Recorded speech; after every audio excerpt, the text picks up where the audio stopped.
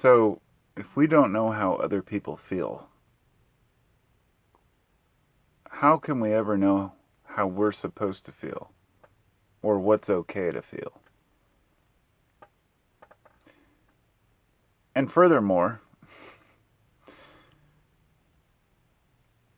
are there wrong feelings? Is it okay to feel the way we feel? To just be frustrated, be angry sometimes, to be sad? Are there bad emotions or things we should avoid? Most of all, why do we put ourselves down so much? Now, this final one, I want to make it clear that I'm an individual. In case you didn't notice, I'm not you.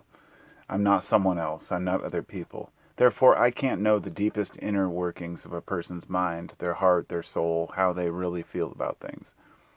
But from what I've gathered, in the years I've been here and the stories I've listened to, everyone, at least a vast majority of people, put themselves down about what they could have done, what they should have done, even things that are considered good accomplishments people are ashamed of. Maybe it's an art piece that they ended up with in a gallery, and they're just like, oh, I don't like that. Why do we put ourselves down for things? Or if we say something? For me, YouTube is the perfect example. I've been on YouTube for 12 years as of last month. I've made almost 4,400 videos and had 3.6 million views on my channel. And yet, I still put myself down for being a small channel, for not growing fast enough, for not making any effort, for saying, well, I want to be real to myself. Therefore, I got to talk about the things that I want to talk about instead of what's popular. But then I might get a little bit of hate for something that I made and put myself down, even though there's a majority of support. It's always the one hater who gets people down, the one person who makes you question your own sanity, kind of the gaslighters of the world. And this isn't just done on an individual basis. This is done politically. It's done through religions, by gaslighting people into believing that they're guilty, that they should believe a certain thing or feel a certain way about things. And I definitely don't buy into that. I feel the way I feel, and I stand up for the way I feel. I don't pussyfoot around. I don't beat around the bush when it comes to the topics that I find important, or in a conversation, if someone, it's just weird the way life works. I was reading something the other day about how, you should stand up for how you really feel and what you really believe in life and not worry about what other people think. And that's something I've always strived towards. But it went on to talk about somebody who had an experience with somebody who told a racist joke at work, and how instead of just laughing along, they spoke out and said, I'm not, whatever, it's not that funny. I'm not down with that kind of joke. Well, the next day, which was like a couple days ago, that happened to me at work. And I had the same reaction I always have. I'm very much not the guy who goes along with the group. If I don't like something, I'll just be like, yeah. And that gets me in trouble. Instead of the person who tells a bad joke, I've even had, family and friends who send me a meme or a joke and I don't think it's funny, and they actually tell me that I don't know what funny is, or I don't have a sense of humor. That's even funnier to me than the idea of the meme itself or the joke. But people don't like it when you don't like what they like. That should be on a shirt. People don't like me when I don't like what they like. It's something I've noticed, and something I think you've probably all noticed too. Because we want connection. We want other people to relate to us in any way that, we find important. If your thing is engines and working on cars, then, you want people to respect what you do. If you're a carpenter, if you're an artist, if you're even a lawyer, people want to be respected. And, that's interesting because it takes work. Respect is earned, right? Not given. We hear that from the time we're kids. You don't just force people to respect you. I've seen this in people who are incredulous about having others who don't respect them, whether it be a politician, a musician, or a famous actor or actress who's like, well, I'm famous. And the other person says, I don't give a shit. It's that kind of reaction. People just don't understand it. And that sense of entitlement, that's something that really happens. Like people who get into an argument or a debate with somebody and they're like, you don't know who I am, do you? And, that's the funniest thing to me. It's like, I don't care who you think you are. Right now, you're a human being, a meat sack sitting in front of my meat sack, and we're arguing about shit. And that's just how life is, man. You're nothing. It doesn't matter whether you're famous or other people know you, or folks who use like the influencer. I'm an influencer on Instagram. We're an absurd species, and we use power that we have to like gain authority over other people. And that's pretty absurd too.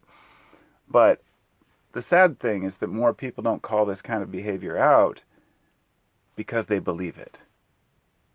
Because a lot of folks like being told what to buy, what to wear, what they should be listening to, and what to do.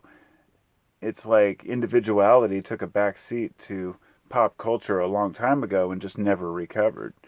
But I understand the trendiness and people wanting to keep up with the times, but it's always been ridiculous, and it's still ridiculous. So, I'm not sure what you can say about it all. It's a strange time to be alive. There's a lot to think about, a lot to process. I don't really have a coherent discussion here where I can make any particular claims. I just think that people really need to have enough pride in the things they've accomplished to look favorably on themselves, therefore they can look favorably on others. Because if you don't love yourself, you can't love others. It's just a basic philosophy that everybody knows inside. It's been spoken many times, but it's true. If you don't have any respect for yourself, then you can't respect a family or friends. You just can't. That's why people end up becoming miserable, because they don't respect themselves. Then nobody respects them. Then they can't hold a relationship, and then they end up becoming less respectful, and then they start believing or respecting themselves less, then buying into somebody else's argument about what life is. You know what I mean? This is how we get people falling into these extremist traps online, whether it be left or right oriented. People who just want to find somebody else to take their aggressions out on, some other group or something, because they feel like they've been pushed around and never spoke their mind about who they are. People bottle up that frustration and end up releasing it on the wrong people. That's why every time you feel slighted, every time you feel like somebody's bullshitting you, speak up, be honest, be the person in the group who is straightforward with how you feel. People will respect you for it. You will make some enemies, and a lot of people will disagree with you, and that's okay. I've found it very important.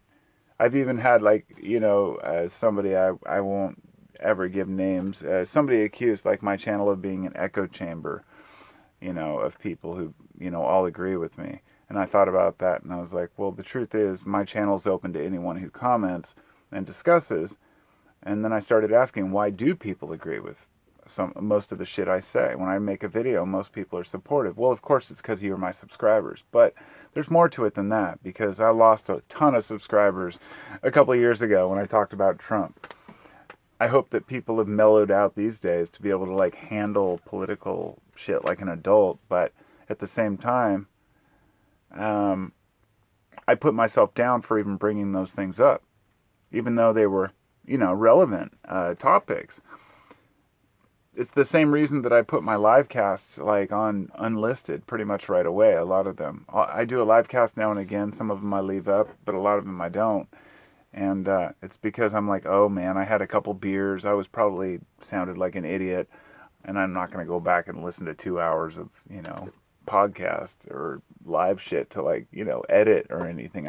I've just never edited. So I have to be confident in the things that I say in my video because I don't edit anything out.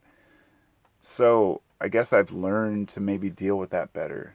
And part of that for me has been able to be honest with the fact that I say, I'm not sure what I said. Remind me, because that's just how it is. Off the cuff, right? So that's my 10.5 minute ramble for September 9th, 2022. And I'd like to say happy birthday to my friend Mike Barnum. He doesn't watch my channel, and I haven't seen him in years, but I know 9/9's his birthday, so happy birthday, bro. And other than that, thanks for listening, and I'll talk to you next time. And maybe the whole point of this video was to let people know that if they are down on themselves, they're not the only ones. That everyone does it, and it's okay. You just move past it. Because being critical of ourselves is important. The same way that stress and anxiety can help us to realize what we need to get done. We do have a subconscious that is driving the bus, and we have to acknowledge that. So, be well. If you'd like to contribute, you can visit me on Patreon, or there's a thanks button under the video. And if you'd like to hear more shit like this, visit the 15-Minute Free Thinking podcast, which I think the link is somewhere on my channel. At any rate, I'm out. Peace out.